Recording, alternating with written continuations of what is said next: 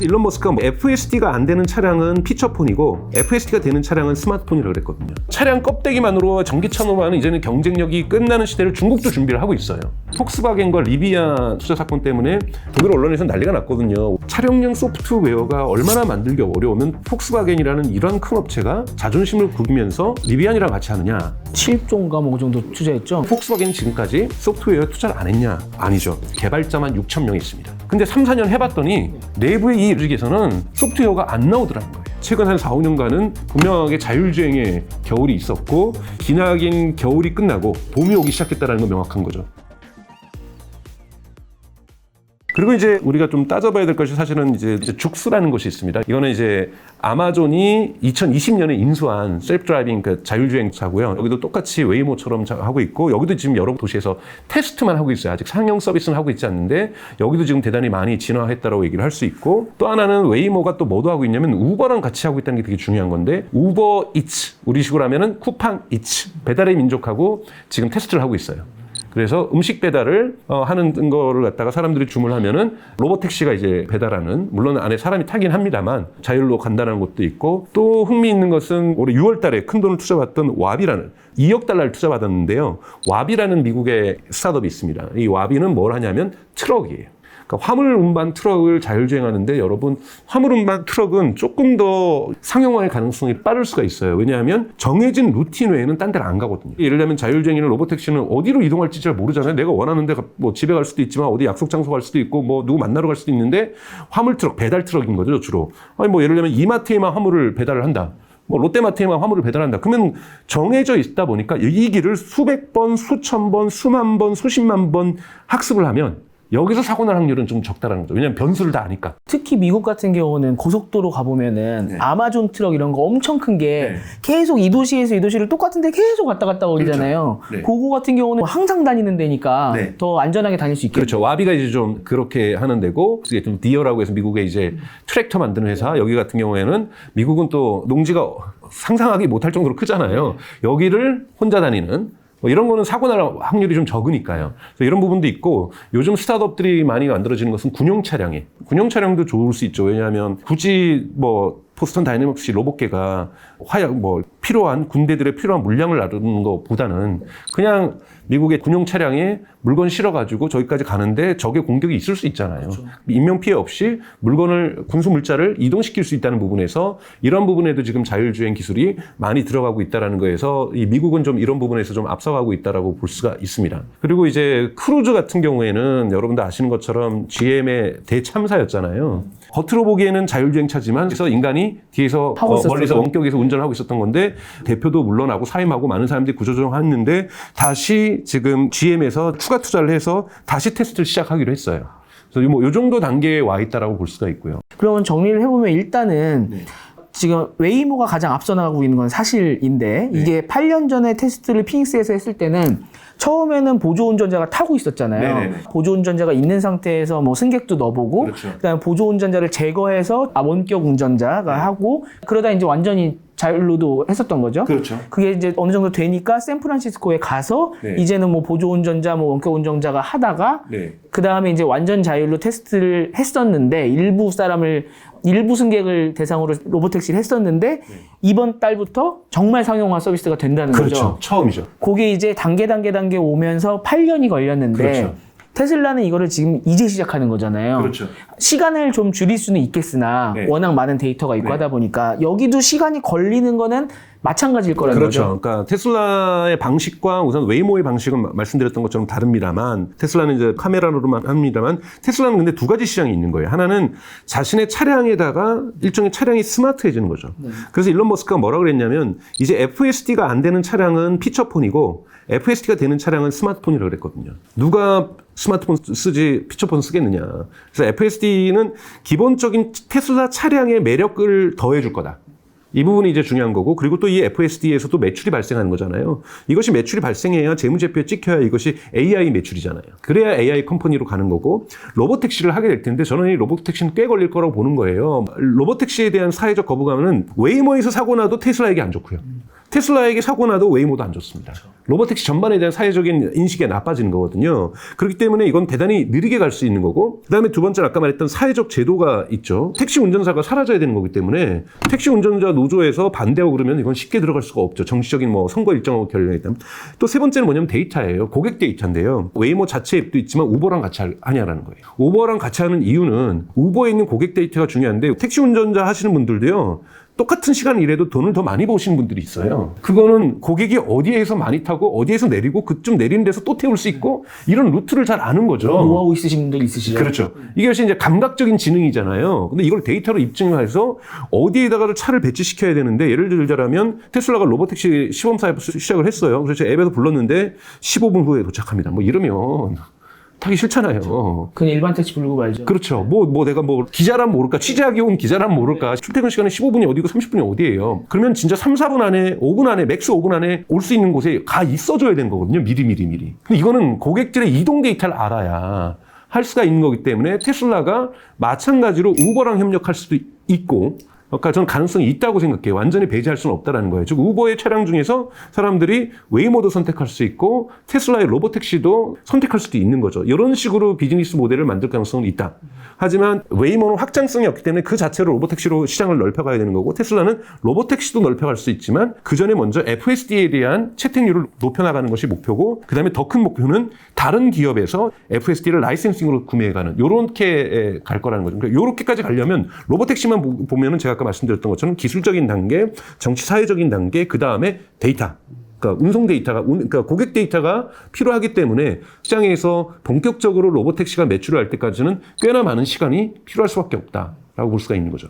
하지만 이제 미국도 드디어 좀 기나긴 겨울이 끝나고 이제 봄이 오기 시작했다는 건 명확한 거죠. 1980년대와 90년대를 우리가 AI 겨울이라고 얘기를 하는데 지금 최근 한 4, 5년간은 분명하게 자율주행의 겨울이 있었고 이 자율주행의 봄이 올해 5월부터 조금 오기 시작하고 있다는 거고 7월에 되어서 마침내 샌프란시스코 상징적으로 웨이모가 누구나 탈 수 있는 로보택시로 그 정도의 안전도를 시해 당국에서 인정했다는 거고 이런 부분에서 웨이모가 지금 먼저 뚫어주고 있는 거고 그 다음에 로보택시가 올 것이고 이러면서 점점 빠른 속도로 이제는 차근차근 자율주행의 서비스 시대를 진입한다고 볼 수가 있을 것 같습니다. 이게 어떤 기술에 붐이 오려면 꼭 혼자라는 안 된다고들 하잖아요. 같이 경쟁해야 이게 확 발전한다고 하는데 확실히 웨이모 혼자 상용 서비스 시작한다고 하면 좀 작은 뉴스일 텐데 테슬라까지 이렇게 치고 올라오니까 둘 다 상승작용이 좀 있겠네요. 네네.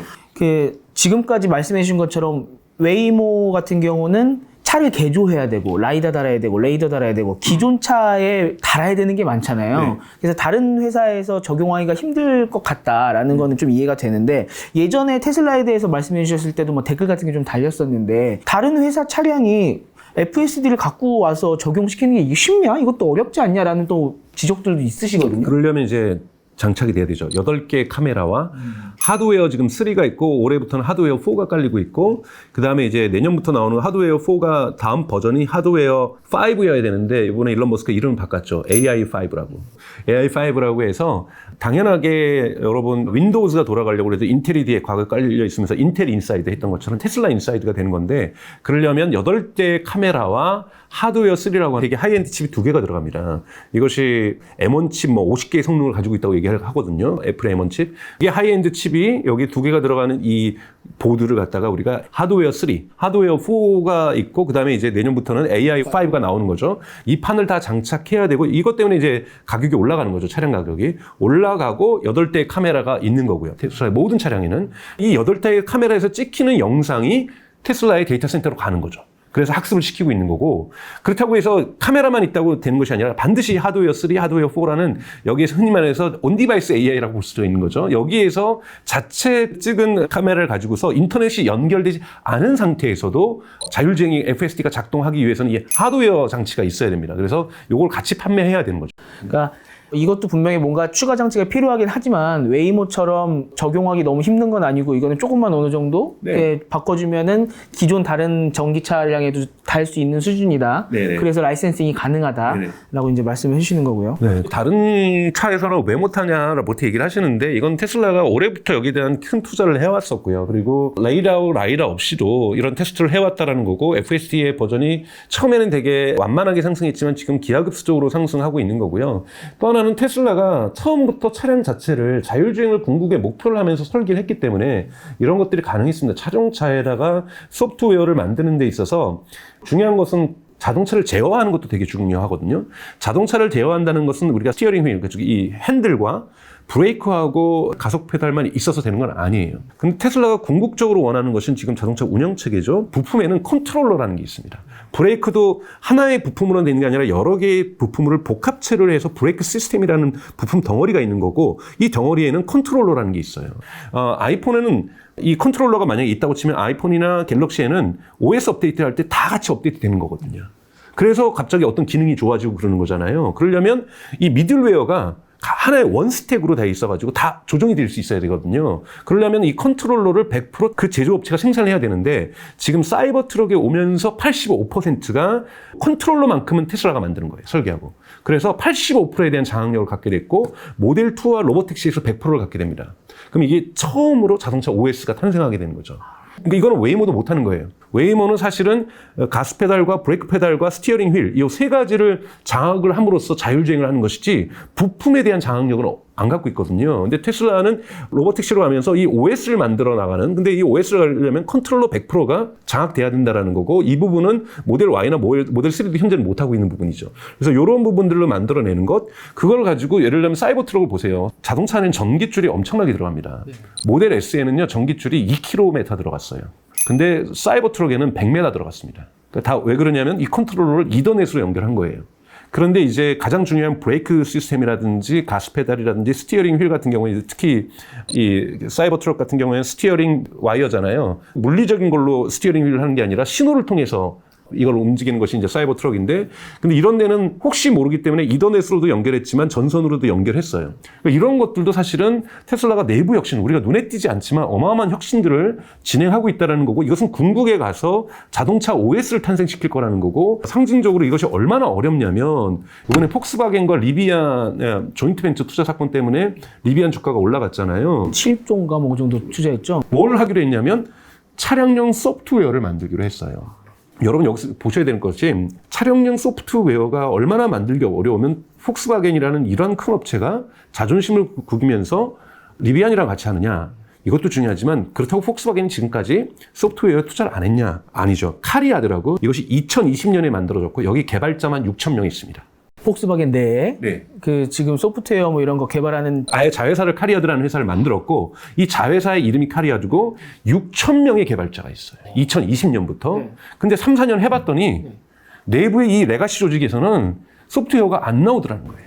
그렇게, 이거 엄청난 인력과 그다음에 진짜 머리 좋으신 분들이 모여있을 거잖아요. 네. 근데 지금 그 6,000명이 있는데 포기하고 리비안한테 투자한 거예요? 그렇죠. 독일 언론에서 난리가 났거든요. 왜 이제 독일 정치권도 놀라잖아요. 대단히 독일에서 가장 큰 자동차 기업인데 여기에 아우디도 있고 포르쉐도 있고 폭스바겐도 있고 또 트럭으로는 스카니아나 버스로는 만도 있고 뭐 여러 가지 기업들, 스코다라는 것도 있고 시애트도 있고 부가티, 람보기니 다 있잖아요. 정말로. 많네요. 정말 폭스바겐 다 있거든요. 여기 이 기업에서 개발자를 6,000명이나 고용해서 지난 2020년부터 이렇게 작업을 해왔는데 이거를 포기한다? 뭔 일인데 독일이 그렇게 무능해? 이렇게 했더니 독일에서 많은 보도가 나왔는데 자꾸 연락이 온다는 거야. 아우디에서 예를 들자면 이번에 우리 하이브리드 차량에도 소프트웨어 너네가 만들어줘라. 팀 구성해줘. 한 60명. 포르쉐 연락 와서 우리 이번에 타이칸 거기다도 좀 해봐. 뭐 어떻게 하면서 자꾸 현재 나오는 제품에다가 소프트웨어를 어떻게 우격다짐으로 여보라고 계속 요청이 오는데 그거 하느라고 지금 다 빠진다는 거예요. 아예 처음부터 설계된 차. 처음부터 전기차로 설계된 차에만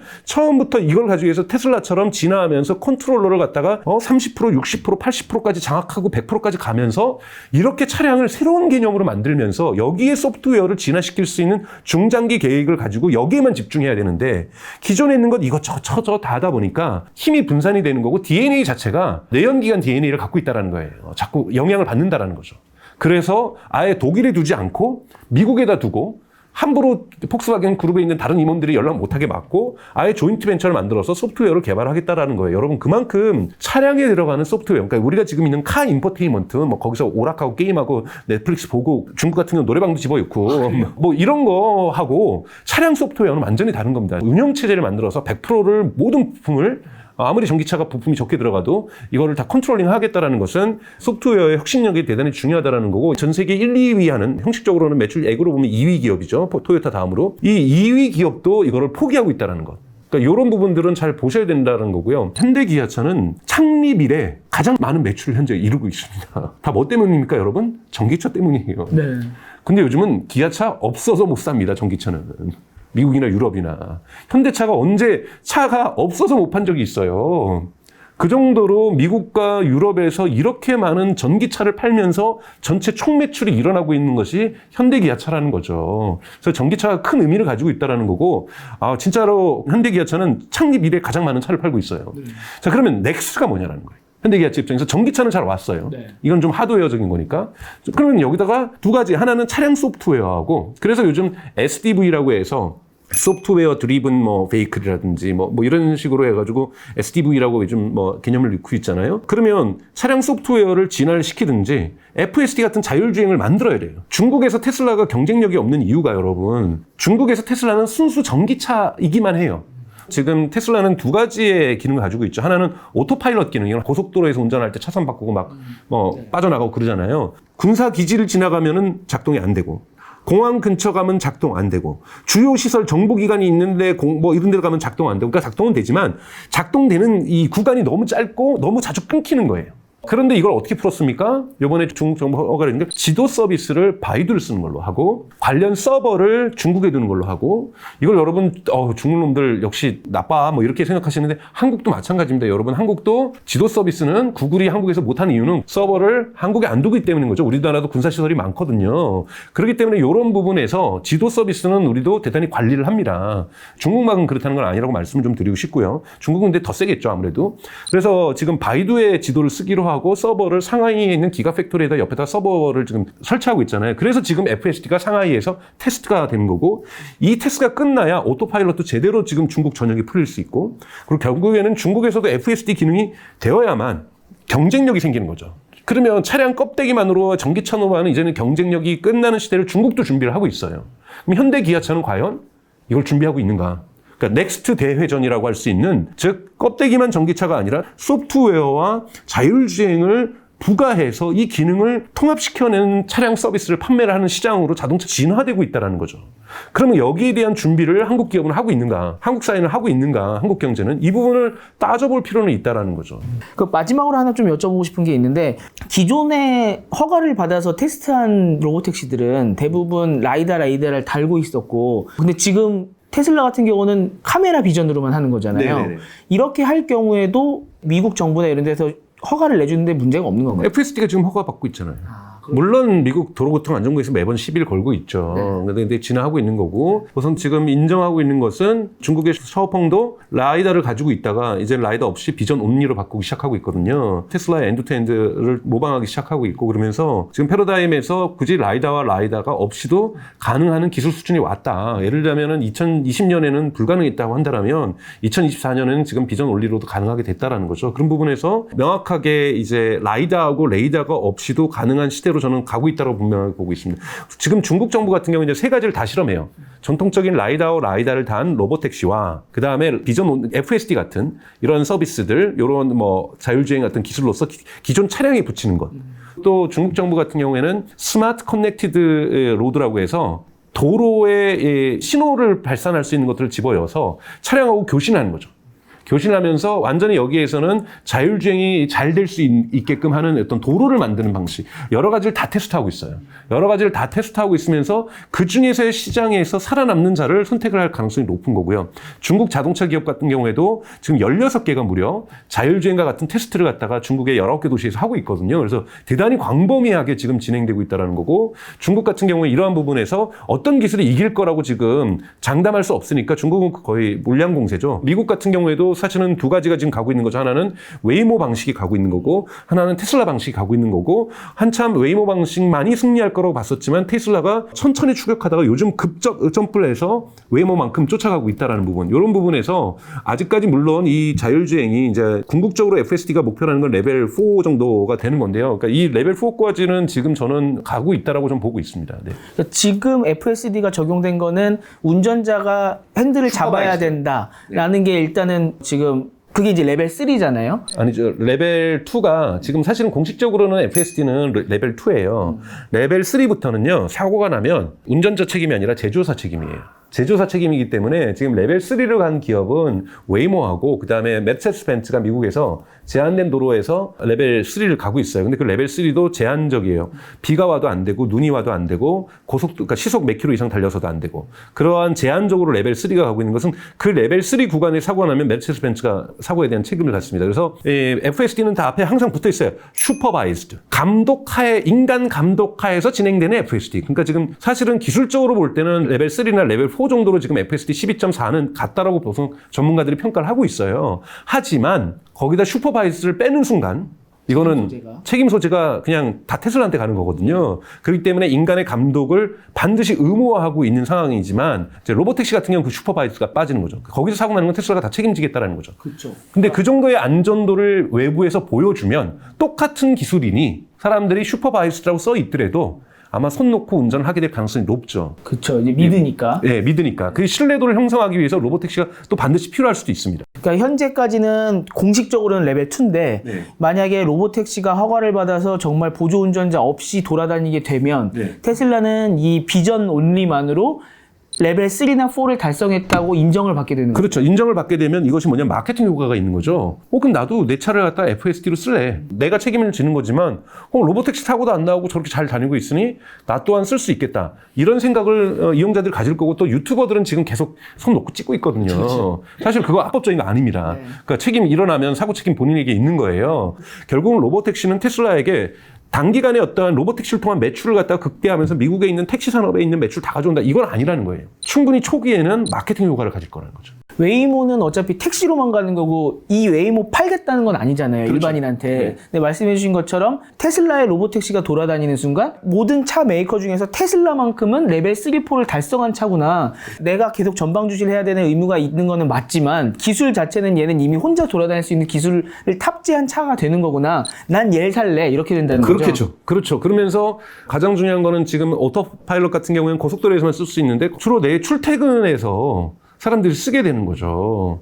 뭐 그렇다고 해서 음주운전 하셔도 되는 것도 아니고 다 이런 것들이 아니지만 여러분들이 기본적으로 편하게 출퇴근 차량에서 내가 이것을 쓸 수 있다라고 하면은 좀 더 편하게 운전하실 수가 있는 거고 이동하실 수가 있다는 부분에서 FSD에 대한 채택률이 높아지는 거고 FSD는 매달 돈을 내야 되는 건데 자동차 업체에서 매달 돈 벌어본 적이 어디 있어요. 이러한 매달 돈 버는 사람들이 늘어난다는 것 그리고 가장 중요한 것은 우리가 거꾸로 질문해 볼 수 있죠. 왜 중국이 FSD를 허가해 줬을까라는 거예요.